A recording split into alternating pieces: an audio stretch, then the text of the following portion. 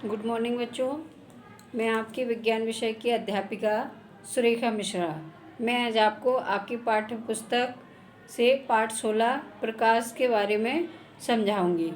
तो इसमें आपको प्रकाश के परावर्तन के नियम बताए जाएंगे। तो परावर्तन क्या होता है, सबसे पहले हम उसकी परिभाषा के बारे में जानेंगे। तो परावर्तन की परिभाषा क्या होती है बच्चों, कि प्रकाश का किसी चिकनी समतल सतह से टकराकर वापस उसी माध्यम में लौट जाना प्रकाश का परावर्तन कहलाता है। किसी प्रकाश का किसी चिकनी समतल सतह से टकराकर वापस उसी माध्यम में लौट जाना परावर्तन कहलाता है। जैसे ये आपको एक डायग्राम दिख रहा है, देखिए इसमें ये जो कांच दिया हुआ है, ये एक समतल चिकनी सतह है। इस पर से उन्होंने प्रकाश की रोशनी या टॉर्च की रोशनी या कोई भी रोशनी डाली, तो ये देखिए आपको दो किरणें दिख रही हैं, एक इसमें वापस जा रही है।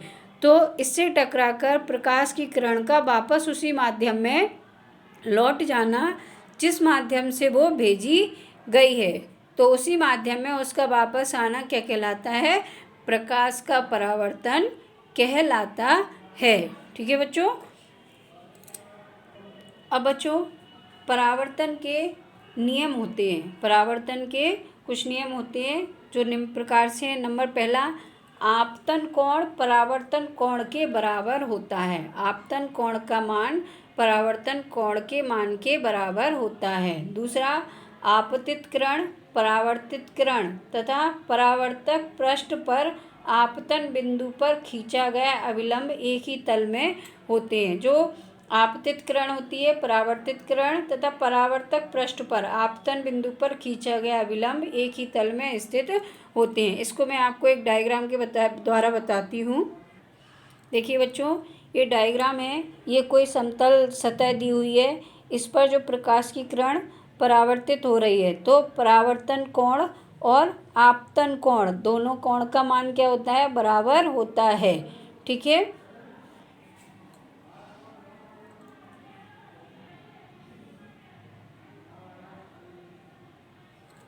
और बच्चों, दूसरा नियम है कि आपतन कोण परावर्तित कोण तथा परावर्तक पृष्ठ पर आपतन बिंदु पर खींचा गया अभिलंब तीनों एक ही तल में होते हैं। ये आपतित किरण, ये परावर्तित किरण तथा अभिलंब तीनों बिंदु पर खींचा गया पॉइंट क्या होगा, तीनों एक ही बिंदु पर मिलते हुए मिलते हैं। तो ये इसके दो नियम हैं कि आपतन कोण का मान सदैव परावर्तन कोण के मान के बराबर होता है और आपतित किरण, परावर्तित किरण तथा अभिलंब तीनों एक ही तल में स्थित होते हैं। आपतन किरण को R से और कोण I से प्रदर्शित किया गया है। अब आपको बच्चों, आपतित किरण किसे कहते हैं? आपतित किरण किसी पृष्ठ पर पड़ने वाली प्रकाश किरण को आपतित किरण कहते हैं। किसी पृष्ठ पर पड़ने वाली प्रकाश किरण, मतलब जैसे जो हमने आपको बताया कि किसी समतल दर्पण पर जब आप प्रकाश की किरण किसी समतल या चिकनी सतह पर डालोगे तो वो क्या कहलाएगी, आपतित किरण। आने वाली जो किरण होती है वो आपतित, और जो वापस लौट के जाती है वो परावर्तित किरण कहलाती है।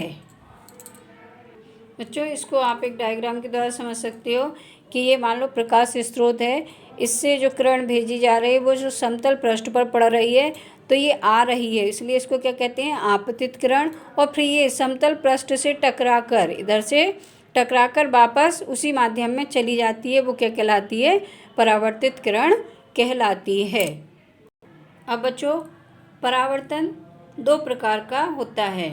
ये किस कारण से होता है, पृष्ठ की सतह के आधार पर, पृष्ठ की सतह के आधार पर परावर्तन को दो वर्गों में या दो भागों में बांटा गया है। पहला होता है नियमित परावर्तन और दूसरा होता है अनियमित परावर्तन। पहला क्या होता है, नियमित परावर्तन, और दूसरा अनियमित परावर्तन। तो नियमित परावर्तन का मतलब क्या होता है बच्चों, कि ऐसा परावर्तन जो किसी चिकनी सतह या पृष्ठ से होता है वो क्या कहलाता है, नियमित परावर्तन कहलाता है। इसमें परावर्तन के पश्चात जो किरणें होती हैं वो सीधी रेखा में या इधर उधर गति नहीं करती हैं। इसमें आपको चित्र के द्वारा दिखा रहा है, ये आपतित किरण है और ये परावर्तित, दोनों सीधी आ रही हैं और फिर सीधी ही परावर्तित हो रही हैं। ये कहीं से आड़ी टेढ़ी या इधर उधर विचलित नहीं हो रही हैं। तो ये किसी चिकने पृष्ठ से होने वाले परावर्तन को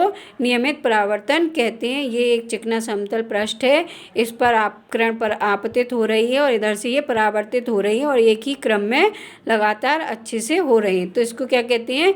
नियमित परावर्तन कहते हैं। दूसरा प्रकार है बच्चों अनियमित परावर्तन।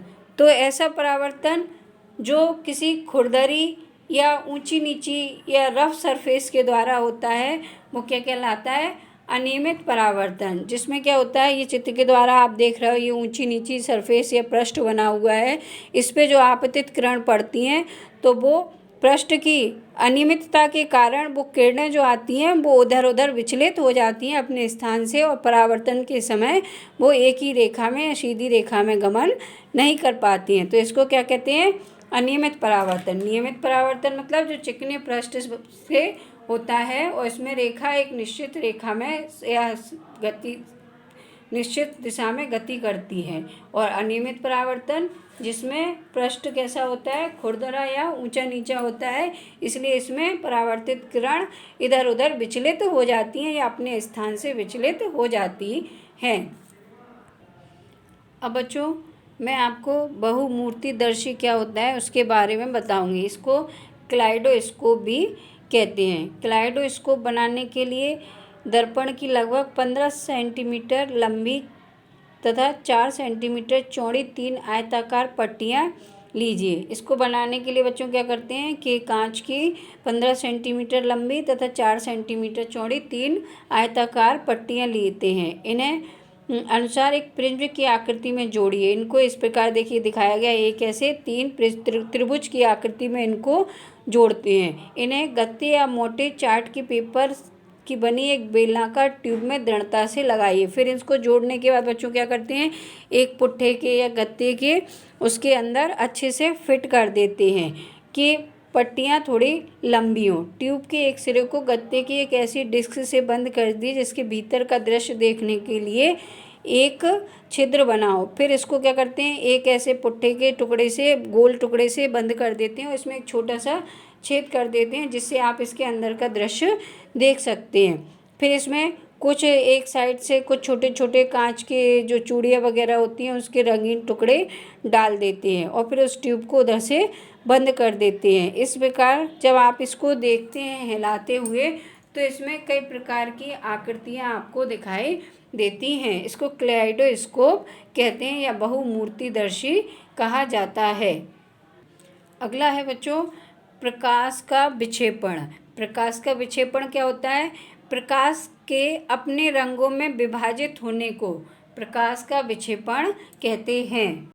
प्रकाश का अपने रंगों में विभाजित होने को क्या कहते हैं? प्रकाश का विक्षेपण कहते हैं। अपने रंगों में जैसे बच्चों आप सभी जानते हो कि प्रकाश में 7 रंग होते हैं, तो वो जब किसी समतल सफ़ेद पृष्ठ सतह से टकराते हैं तो वो 7 कलर आपको दिखाई देते हैं। उसको ही क्या कहते हैं? प्रकाश का विक्षेपण कहा जाता है। इसमें उन्होंने इसको एक क्रियाकलाप के द्वारा बताया हुआ है। आप एक उपयुक्त साइज़ का एक समतल दर्पण लीजिए, इसमें अनुसार एक कटोरी में रखिए, कटोरी में जल भरिए। इस व्यवस्था को किसी खिड़की के पास इस प्रकार रखिए कि दर्पण पर सूर्य का प्रकाश सीधा पड़ सके। जब कांच पर जो प्रकाश पड़ेगा वो कटोरी पर जाएगा जिससे परावर्तित होने वाली प्रकाश किसी दीवार पर पड़े। यदि दीवार सफ़ेद ना हो तो उस पर सफ़ेद कागज़ की शीट चिपकाइए। परावर्तित प्रकाश में आपको अनेक रंग दिखाई देंगे। आप इसकी व्याख्या कर सकते हैं। जैसे बच्चों आपने इसको इंद्रधनुष देखा होगा, बारिश के दिनों में कभी कभी जो 7 रंगों वाली इंद्रधनुषीय संरचना दिखाई देती है वो भी एक प्रकाश का वर्ण विक्षेपण ही है, क्योंकि उसमें भी क्या होता है, जब सूर्य की किरणें वायुमंडल में उपस्थित पानी की बूंदों के अंदर से गुजरती हैं तो उसमें जो प्रकाश के रंग होते हैं वो उसमें दिखाई देते हैं। तो इंद्रधनुष का निकलना या इंद्रधनुष का दिखाई देना भी एक वर्ण विक्षेपण की एक प्राकृतिक घटना है। बच्चों आशा करती हूँ कि मैंने आज आपको जो समझाया है वो समझ में आया होगा। इसका आप घर पर रहकर अध्ययन कीजिए। स्वस्थ रहिए, सुरक्षित रहिए। धन्यवाद।